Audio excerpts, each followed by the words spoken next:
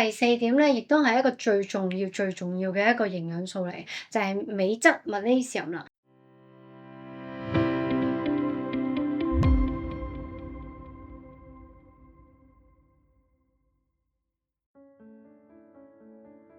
因為咧，好多人咧，佢話我已經試過好多種方法，包括係去買一啲嘅減肥產品啦、酵素嘅產品啦，或者一啲